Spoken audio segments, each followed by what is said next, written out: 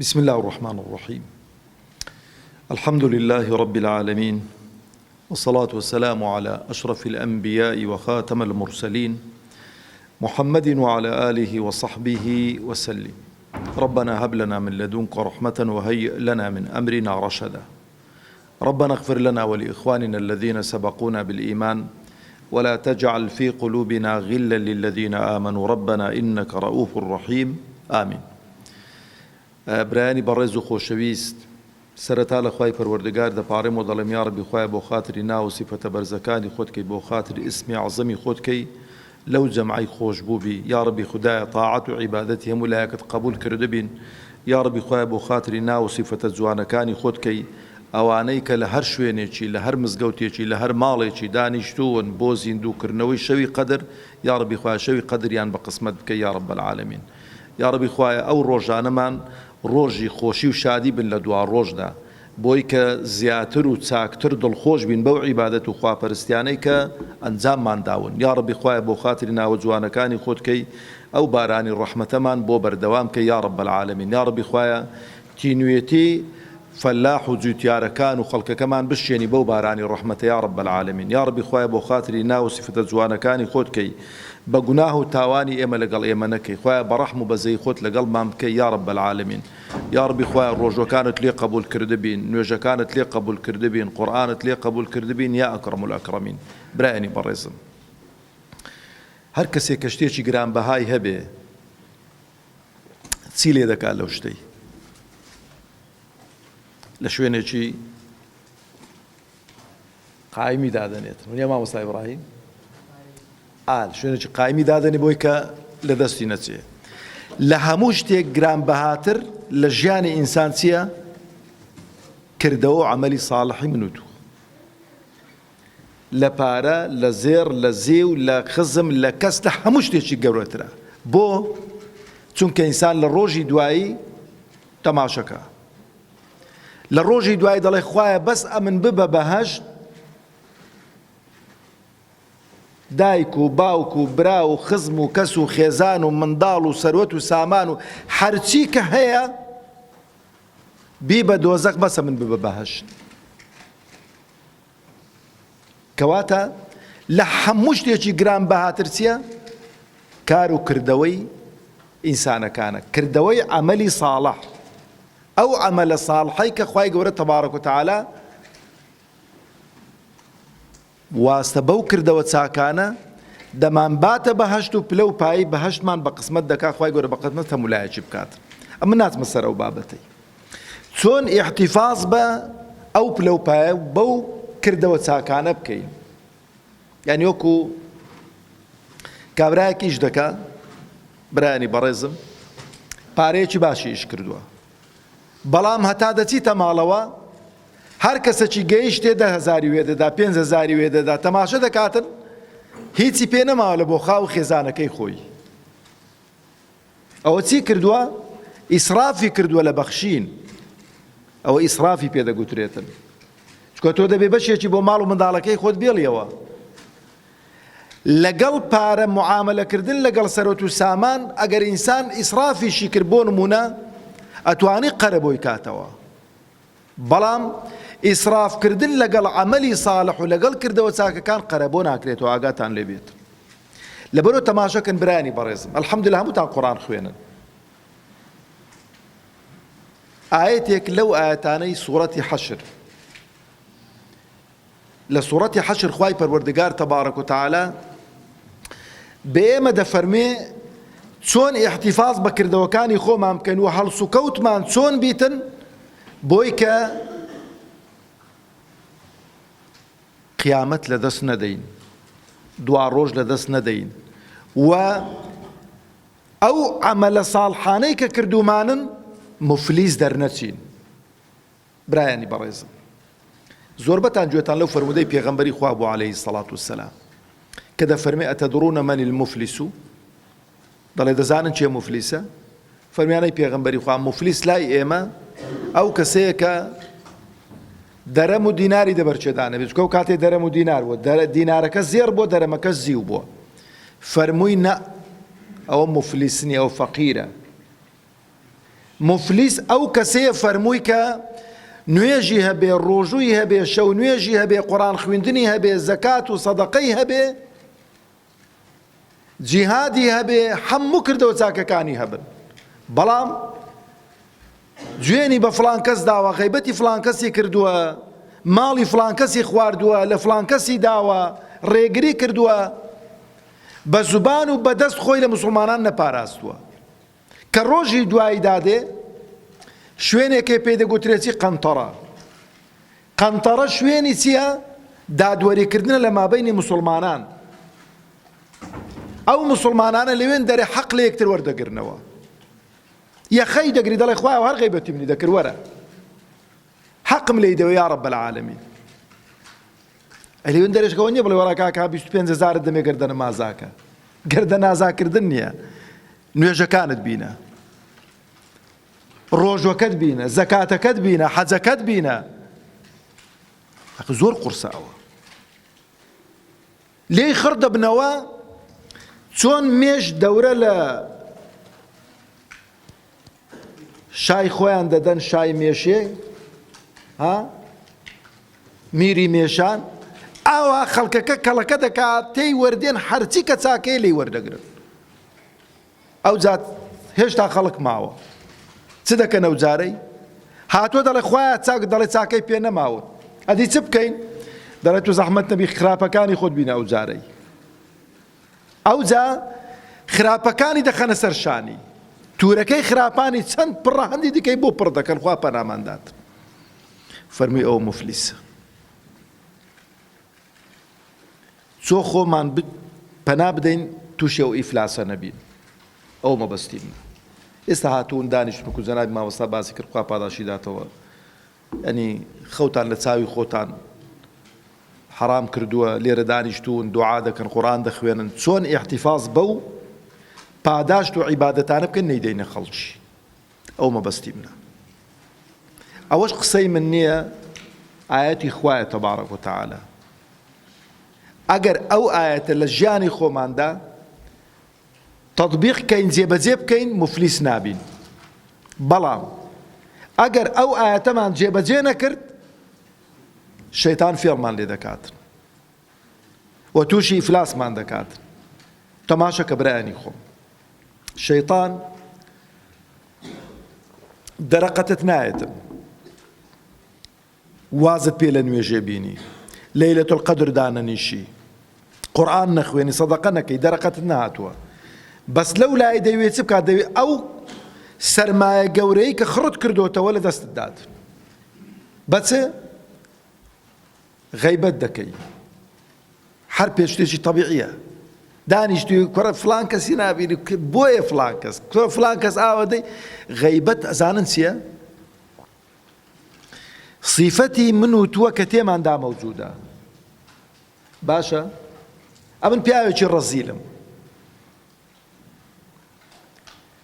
باسکردنی ڕەزیلی من ئەتوو کە باسی دەکەی غەیبەتە.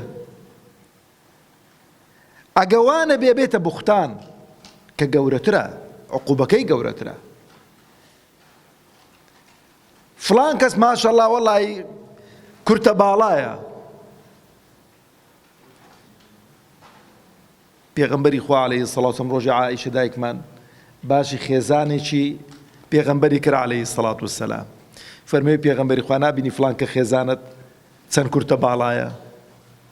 فەرمووی عائیشە وەڵڵا قسەیەکت کرد، ئەو قسەیە ئەگەر لەگەڵ ئاوی بەحرێدا تێکەڵاوی کەی ئاوەکەی دەگۆڕیت، هەندە خراپ. تو ڕەخنە لە چ دەگری؟ ڕەخنە لە دروست بەخۆی خۆی دروست کردووە؟ ڕەخنە لە مەخلوقاتی خوا دەگری، لە خەڵقی خوا دەگری تەبارەک و تەعالە. برایانی بەڕێزم، خوای گەورە تەبارەک و تەعالە پاشەوەی کە باسی مهاجرین دەکا، ئەو جا باسی ئەنسار دەکا. ئەمە ناسمە سەرەوانە، یا ڕەبی خوا لێیان خۆش بێ، خوای گەورە پاداشتیان داتەوە کە ئەو دینیان بە ئێمە گەیان، کە ئێمەیان واستە بە جوهد و ماندووبوونی وان ئێستا بتپەرست نەبووین. ئەمە ئەگەر ئەوان نەبانە، جوهدی وان نەبایە، نەهاتبان فەتحی عێراق و ئەو وڵاتانیان نەکردبایە، بەخوا برا شیرنەکانی خۆم ئێستا مزگەوتێکت لەو وڵاتی ئێمە نەدەدیتەوە، یان ئێمەش خەریکی بوودا پەرستی و گۆلک پەرستی و مانگا پەرستی و مشک پەرستی و بەزم و ڕەزمەی بووین. لەبەرەوە دەبێت دائیمەن دوعایان بۆ بکەین. خوای گەورە تەبارەک و تەعالا دەفەرمێ والذین جاءوا من بعدهم، ئەوە لەگەڵەمەیتی ئەتۆ ئەو قسەت لە فکر نەچی، ئەو پەیامەی خوای گەورە تایبەتە بۆ ئێمە، ئەوانەی کە لە دوای وان هات چێنە حتا ڕۆژی قیامەتێ، ئەو جیل لە دوای جیلەی کە لە دوای هاوڵانی پێغەمبەری خوا عەلەیهی سەڵات وسەلام هاتوون مەبەستی پێ ئەوانن. پێمان دەڵێ ئێمە دەبێت چۆن هەڵسوکەوت بکەین بۆی کە لە مەجلیسی وان سوودمەند و بەهرەمەند بین، بۆی کە لەوان دانەبڕین. برا خۆشەویستەکەی خۆم چاو لە سەرێک دانێ ئەوڕۆ ئێوارەی گوێم لە گرتە ڤیدیۆیەکی گر زۆر کاریگەر بوو، دەڵێ 100 ساڵی دیکە هەرچی کە مەخلوقاتە بە تایبەتی ئینسانەکان کەس نامینی لەسەر زەوی، یعنی بەبێ قومبەلەینەوە. ئێستا خەڵکەکەمی دەستی لەسەر دڵی نییە ئەڵێ رووسیا و ئۆکرانیا شەڕێتی و دەی هەڕەشە دەکا و دەڵێ قومبەلەی نزانە بێتە شەڕی حەربی عالەمی سێم و قومبەلەینەوەی و ئەوانە و جانتای پۆتینی جانتای جانتایەکەی دەکاتەوە، کورە جانتاش نەکاتەوە، یەک دەبانچەش نەتەقیتن، دارلاستیقێکیش بەیەک دیکەوە نەنێن، 100 ساڵی دیکە 7 ملیار و قسوور خەڵک هەمووی دەبریت. دابینە بەر چاوی خۆت ئەو 7 ملیارەی کە ئەو ڕۆکە لەسەر زەویە هەم یەک زەلامی نامینیتن، بڵێ یەک ژنی نامینیتن. ئەو خانوەی منوت و کەشاناز بێ و خەڵکێکی دیکە تێدا دادەنیشیت. ئەو شارەیە و دوکانەی کە تو تێداستا کڕین و فرۆشتنی تێدەکەی نەفەرێکی دیکە دێ 500 ساڵی دیکە وەکو مەکسیمیلیانێکە زیندین کەنەوە دەچین تەماشە دەکەی خەریکە لە دوکانەکەی منوت و ئیشیاکاتن ئەرێکاکە تو چ دەکەی لێرانە؟ ئەتوو چێی با بە هاتووی؟ کورە من 100 ساڵ پێش ئێستا دێر کورە بابە بڕۆ 100 ساڵی چی و حاڵی کۆتایی هات بە زەمەن و زروفی تو. ئەوە زروفێکی دیکەیە. ئێستا دقیانۆسە حکوماکاتن هەموو دەسەڵاتدارەکان ڕۆیشتن. نەفرێکی دیکە ئێستا حکومەکە لێرانە تەماشە دەکەی ئەدی ئەو جام ڕەش و بە هیچ نەمان. خوای گەورە تەبارەک و تەعالا ئەو پەیامەی کە بۆ ئێمە نازڵ کردووە بۆیە ئێمە لەگەوان لە مەجلیسی وانە دانەبڕین. ئاها چەند خۆشە لە بەهەشتێ دابنیشیت کە دادەنیشین ئینشاڵڵا خوا بە قسمەتمان دەکا کە دادەنیشین لێک دەپرسین ئەڵێ فڵان کەس ئەتوو بەچە ئەو پلەپایەت بەدەستێنا؟ دەڵێ وەڵایە من ئیسیفادەم ئەلەو دەرسانە کرد، ئیسیفادەم لەو محازەرانە کرد، ئەمن زوبانی خۆم باسی کەسم نەدەکرد، غیبەتی کەسم نەدەکرد، دوعا خێریشم بۆ هەموو موسڵمانان دەکردن، چاکەی خۆم نەدەدا خەڵکی. باشە تەماشە دەکەی لەو لای خالیدی و دەتوخوا خالید دەوەرە باسی شەڕی مؤتەمان بۆ بکە ڕەحمەتی خوارد لێبی ئەو شەڕەکە و بۆ ڕۆوە خوێندیتمانەوە ئەمە، بەڵام پێمان خۆشە لە زاری خۆت ببیستین کوت توانی مسلمانان بە سەلامەتی دەرباز بکەی. بانجی دەگەی مامی عومەر دادەنیشی ڕەحمەتی خوای لێبێ خەلیفەی مسلمانان تخوا کوتوانی ئیدارەی ئەو هەموو عالەمی ئیسلامی پان و پۆڕی بدەی کە ئەو کاتەی نە تەیارە هەبوو، نە سەیارە هەبوو، نە مۆبایل هەبوو، هیچ نەبوو. کوتوانی ئاوە سەیتەڕە بکەی بەسەر ئەو هەموو عالەمی ئیسلامیدا، خەڵکیش هەموو گوێڕایەڵت بێتن بە خزمەت پێغەمبەر عەلەیهی سەڵات وسەلام. ئەوجا خوای گەورە دەفەرمێ والذین جاءوا من بعدهم یقولون، ئەوانەی کە لە دوای وان دێن دەڵی بڵێن چ بڵێن؟ ربنا اغفر لنا، يقولون ربنا اغفر لنا ولإخواننا الذين سبقونا بالإيمان. مهمەی یەکەم پاراستنی کردەوە چاکەکانمان چییە؟ ئینسان دەبێت پێش هەموو خەڵکێکی دەخەمی خۆیدا بێت. دائما استغفار پێغەمبەری خوا عەلەیهی سەڵات وسەلام لە مەجلیسدا جاری وا هەبوو 70 جاری استغفاری دەکرد لە یەک مەجلیسی. ربنا اغفر لنا، خوای لێ ئێمە خۆش بی، چونکە ئێمە مەهما برا شیرنەکانی خۆم تاعەت و عیبادەتت زۆر بی پێویستت بە ئیستیغفار هەردەکا. تاعەت و عیبادەتی ئێمە پێویستی بە ئیستیغفارە. کە سەلام دەدەین و لە نوێژێ سونەتە چ بڵێین؟ سێ جاران دەڵێ ئەستەغفر الله ئەستەغفر الله ئەستەغفر الله. خۆت لە نوێژێ سەلامت لە نوێژێ داوەتەوە، خۆ لە شتێکی خراپت سەلام نەداوەتەوە، بەس ئەو کەم و کوڕیانەی کە دەنوێژێدا دروست دەبن پێویستیان بە ئیستیغفار. ئەوجا ربنا اغفر لنا، خوای لێمە خۆش بی. لە چێ دیکە ولإخواننا الذين سبقونا بالإيمان، ئەوانەی بە ئیمانداری ڕۆیشتون دەبی دوعایان بۆ بکەین، بڵێ یا ڕەبی خوای لێیان خۆش بی، یا ڕەبی خوای عەفیان کەی، یا ڕەبی خوای پاداشتیان دێەوە کە ئەو دینیان بە ئێمە گەیان. بەڵام ئەگەر بابی من و توش خوا نەخواستە لەسەر کوفر وەفاتی کرد بێ نابێ دوعای بۆ بکەی کە زانیت بە کافری مردووە. نای بەڵێ ئەوە عەشرەتیتم و ئەوە خزمیتم و ئەوە نزانم برایە و ئەوی چییە. لە ناو موسڵمانان ئەسڵەکە چیە؟ دینە و موسڵمانیەتی. ئەوە خوای گەورە مەعالمی معاملەکردن لەگەڵ خۆمان و لەگەڵ ئەوانەی پێشەمە ڕۆیشتین بۆی دیاریکردن وەکو موسڵمان. ئەدی ئەوانەی کە ئێستا پێکەوە دەژین ئەوە زۆر مهمە، پێم خۆش هەڵوەستەیەکی جدی لەسەر ئەو خاڵی بکەم. ولا تجعل في قلوبنا غلا للذين آمنوا ربنا إنك رؤوف رحيم. تەماشەکە دەبێ بپاڕین و بڵێن خوایە حەقد و چین و بغزیشم دە دڵدا دروست نەکەی بەرامبەر بە موسڵمانان. هەر موسڵمانێک برا بەڕێزەکان ئەمڕۆ تەماشەکەن دوژمنانی ئێمە لە هەرچی مەسەلەن وڵاتە نەسڕانیەکانن دوژمنی ئیسلامن بەبێ ئیستیثنا، بەبێ ئیستیثنا محارەبەی دینی خوای پەروەردگار دەکەن، بەڵام ناتوانن دینی خوای پەروەردگار لە بەین بن، بەس دەتوانن ئەمن و تۆ زەعیفکەن، ئەمن و تۆ پەرتەوازەکەن. تەماشەکە ئەو هەموو گروپ و ئەو هەموو تەفرەقە و بەزم و ڕەزمەی کە ئەمڕۆ لە عالەمی ئیسلامی هەیە لە ناو موسڵمانان لە هەمووش خەتەرتر چییە؟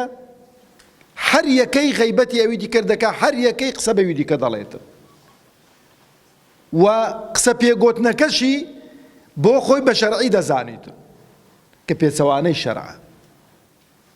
ڕقی لێ لەبەرەوەی هاوبیری وینیە هاوفکری وینیە کە پێچەوانەی شەرعە. خوای گەورە چی دەفەرمێ؟ ولا تجعل في قلوبنا غلا للذين آمنوا. خوایە حەقد و چین و بغض لە دڵم دەرا دروست نەکەی بەرامبەر بە ئەوانەی کە ئیماندارن. براشیرنەکەی خۆ کەسمان فوتوکۆپی یەکتر نابین، نە لە شێواز، نە لە فکرکردنەوە، نە لە ئیشکردن. ئەگەر هەمومان وەکو یەک باینە خوای گەورە بەسێکی دروستە کردین، ئەگۆ هەموو زیادنیان ئەمە هەموو زیادی. بەڵام وەرن تەماشای خۆتان کەن لە ناو عائیلەدا، لە ناو ماڵەوەتاندا هەمووتان وەکو یەکن، ڕەنجی چاوی کەستان وەکو یەک نییە، سەرپەنجەی کەستان وەکو یەک نییە. باشە؟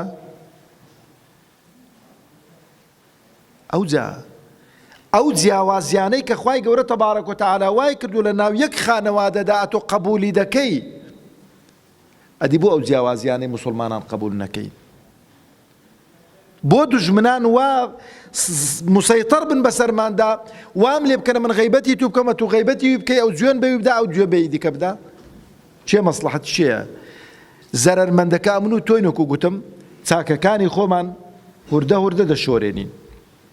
ئەوش بەچ دەبێ براشیرنەکانی خۆ؟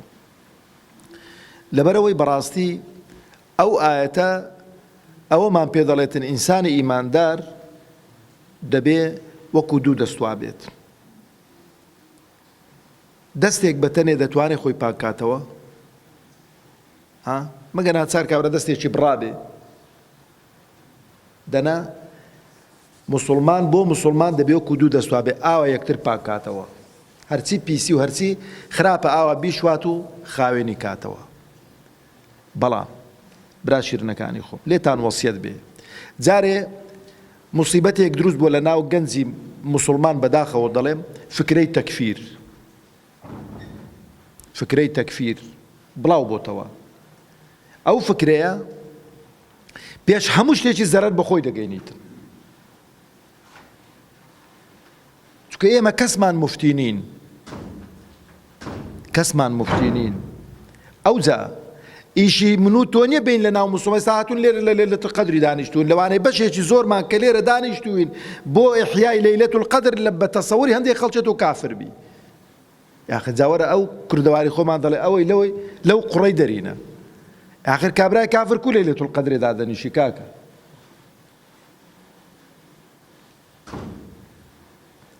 شەیخ الئیسلام ابن تەیمیە ڕەحمەتی خوای لێبێ مناقەشەی کردووە لەگەڵ هەندێک فڕەقی ضال، بە زۆر بەڕەحم بۆ شەیخ الئیسلام. دوو مەوقیفتان بۆ دەجێڕمەوە کە هەندێک قسەیان کردوون گوتێ ئەو قسانەی کە تو دەکەی ئەوە کوفرە، ئەگەر ئەمن بیکەم پێی کافر دەم، بەڵام ئەمنە تۆ بە کافر نازانم، لەبەرە منە تۆ دەزانم جاهیلی و نەخوێندەواری. ڕۆژێک یەکێک لە نەیارەکانی شەیخ الئیسلام کە زۆر ئەزیەتی دەدا وەفات دەکاتن، کابرا دێ مشجینی بۆ دەدێ، دەڵێ فڵان کەس مژدەت لێبێ فڵان کەس مرد، دەڵێ عیب ناکەی مژدەی چ دەدێ منەوە؟ مسلمانێک کە وەفاتی کرد و هەستە لە چێن دەرێ ماڵیان، دەچێتە ماڵیان خێزانی لەوێن دەرەیە کە لە دەرکە دەدا دەرکەی دەکاتەوە خێزانی ئەو پیاوەی دەزانێت چەندی ئەزیەتی شەیخ الئیسلامی داوە ابن تەیمیەی داوە، پێی دەڵێ دادەجان فڵان کەس وەفاتی کردو خوا لێی خۆش بێ، لەمە و دوا هەر ئیشێکی هەتان بێ من لە خزمەتتان دامە. حیساب کەنە منەوە هەر پێداویستیەکی مادی و معنەویتان بێ لە خزمەتتان دادەبم. برا بەڕێزەکانی خۆم، ئێمە پێویستە دوعا بۆ یەکدیکە بکەین و ئاگامان لە یەکتر بێتن.